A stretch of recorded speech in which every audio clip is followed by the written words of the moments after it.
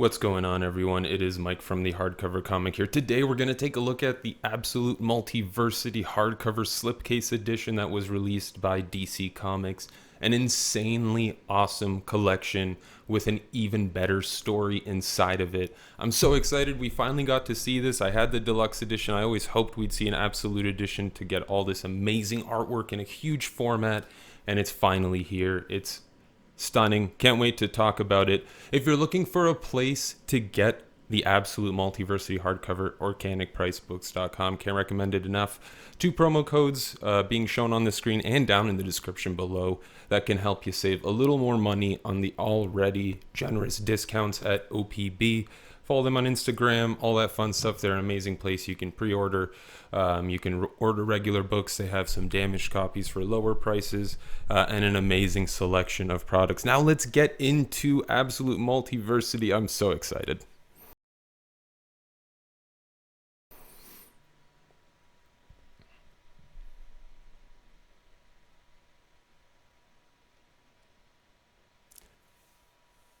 It's a great time for me as a comic fan. Take a look at this slipcase here. I wish they did the spine a little differently, but it's also kind of interesting. I think if it's on a shelf and someone's looking at it, they'll want to know what it is that's written so tinily on that spine. Depends. Oh, well, if it depends which spine you do, but either way, both spines have small text on them. Really nice design, though. They've got the map of the DC multiverse as the graphic design on the book itself. Very nice edition. Feels very sturdy. It's a thick Absolute edition for sure. Collects the entire story of Multiversity, and it comes with an entire map of the DC multiverse. At least for now, of course, this all changes on a regular basis over at DC Comics, but you get this pretty sweet map. It's cool. It's a nice little touch to the Absolute edition. A nice little way to geek out and sort of explore the DC universe. I'm definitely gonna show this to my friends and hypothesize and make up stories with them what's happening in some of these question mark universes. Really nice design and production on this book. The end pages are awesome. They have some of the spacecraft that were designed for this story. It's such a beautifully done book. I can't believe it. The story itself is a collection of single issues, primarily focusing on different multiverses within the DC multiverse. There's this huge threat attacking the DC multiverse, the Gentry, and a huge force of incredible super beings from the DC multiverse need to get together to try and stop it, with Nyx Uat on the last monitor.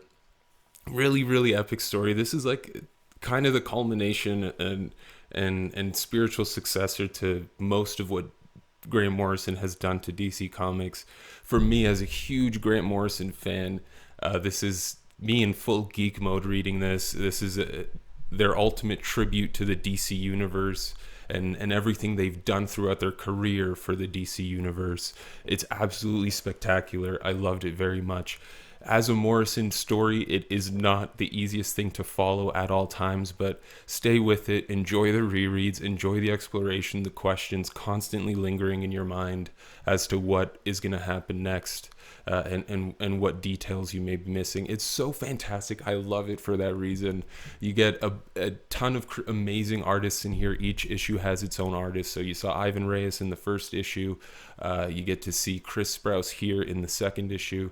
You get artists like Ben Oliver, who's absolutely incredible. And these multiverses are so awesome. They're so varied in the characters that inhabit them and the timeline that they're in and the sort of world that they live in. So you get to see all these various iterations of the DC universe, which is not unusual, but it's all seen through the lens of Morrison. And it's all sort of interconnected through these one-shots, through this story that's being told in each of these universes. It's so awesome. I absolutely adore it. Frank Whiteley on Pax Americana. This is probably my favorite issue in all of Multiversity.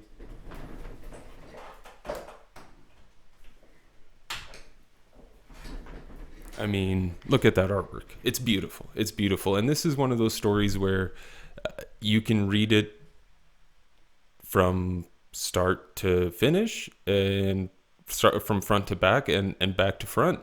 It's a story that works in both directions. A very trippy, very, very trippy book. You kind of have to piece the story together. It's told in a very interesting way, and it deals with probably my favorite universe in this entire I guess mini maxi series, whatever we want to call it, event, grand epic story. Really, really awesome stuff. And I'm so glad we get it in Absolute Edition, because I don't know if there have been any anthology absolutes with multiple artists, but it is really cool to see, because all the artists on this book brought 190%. I don't know why I chose that number, but I did. And they brought the heat, and seeing it in Absolute Edition is fantastic. I do know that in this video, I missed taking a look at the binding itself and the eye hole itself, so I apologize for that. But I will say it's rather tight. It's a big book. It's a very big book. So you can see, it starts to stay open, probably 150 pages in. And even then, you kind of need to press it down on the left hand side in order to get the gutter of that page. So it's a big book. The pages are thick and really, really nice, which comes with the cost of really good binding. That's just how it is. That's just how it works at the moment until we get some new technology. There's a really cool issue in here that is essentially a guidebook for the multiverse, and it has a little brief description of every single multiverse on the map, at least the ones that have been defined. There are some undefined ones. It's really, really cool. So thought out, so much thought and effort went into this, so much care and attention to the DC universe and multiverse came into this. It's really amazing. Marcus Toe did a fantastic job with this issue.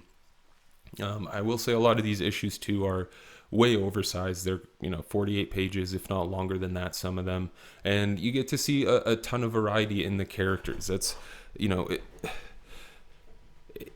the thing about stories like this is they're definitely a task. Reading especially when you've got Morrison, who already thinks outside of the box and unusually, and now you're trying to follow all these characters that some may be unfamiliar but play a big role in a story. A lot of these characters we're seeing for the first time. So the good thing about that is it lets you, it drives, at least for me, it motivates me to reread this more and to check out some of these descriptions, because it's really awesome. There are so many universes where you can point out, find characters that you've seen before, particularly in other Morrison stories.